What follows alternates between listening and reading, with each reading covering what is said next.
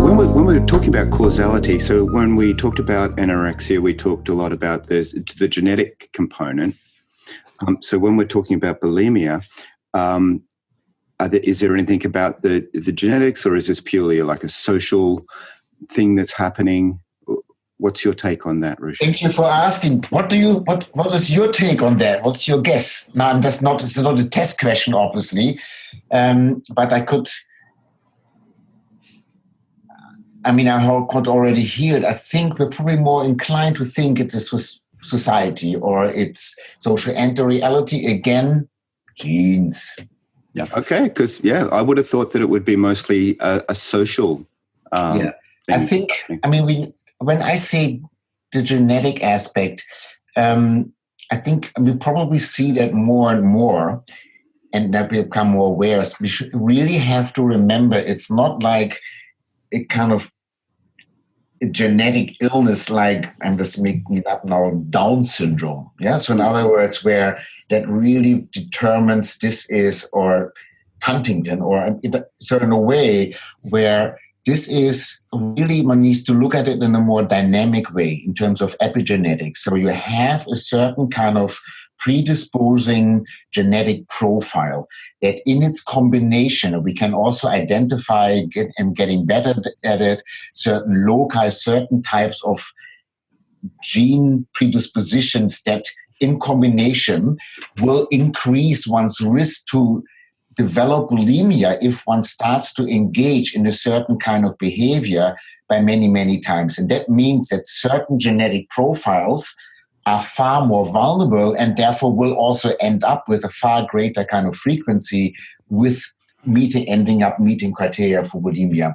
But it's still important to be aware of that biological factor.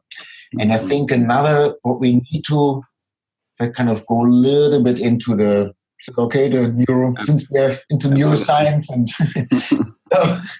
so it's quite important to recognize with all eating disorders, which in the first instance makes sense, but the field hasn't really paid attention to it. There is a strong metabolic factor. So in other words, there was a time, certainly with anorexia, bulimia, you would go see a psychotherapist, and that was basically where the problem was supposed to be found and fixed. Well, we have to really acknowledge there is a strong metabolic factor there, and we do need to understand that. So, and that has to do with that. Maybe if I talk a little bit, there's some general principles. Our bodies have a strong need for homeostasis and regulation. And that is something that we find in all in terms of more mental needs as well as physical needs. So that's important to recognize. So the body will also try to self-regulate. And we also need to understand that those kind of basic homeostatic energy regulation needs are very primitive. In other words, they have been formed many hundreds of thousands of years ago and are designed to help us survive. So we are designed to go for sweet and fatty foods. We are designed to protect ourselves from famine, basically.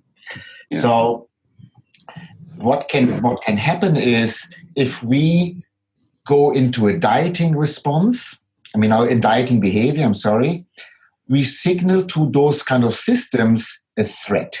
The body starts to respond. It reduces its metabolic rate. It basically conserves energy. And, which is also important, when then a big feast comes, it really takes it all in.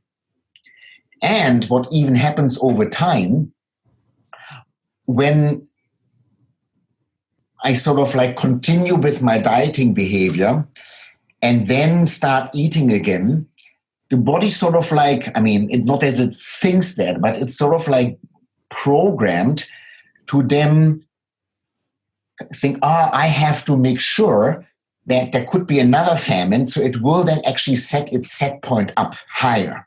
So now, and that's the phenomenon that we see with people who, that typical yo-yo pattern, people engage in dieting, and then break the diet, start eating, and then actually put on more weight than they have been before the dieting, and then the cycle goes on and on and on, and actually ends up people over time putting more and more weight on, which is something that we in particularly see with binge eating, which of course, because they don't have the compensatory kind of behavior, so their weight gradually keeps going up.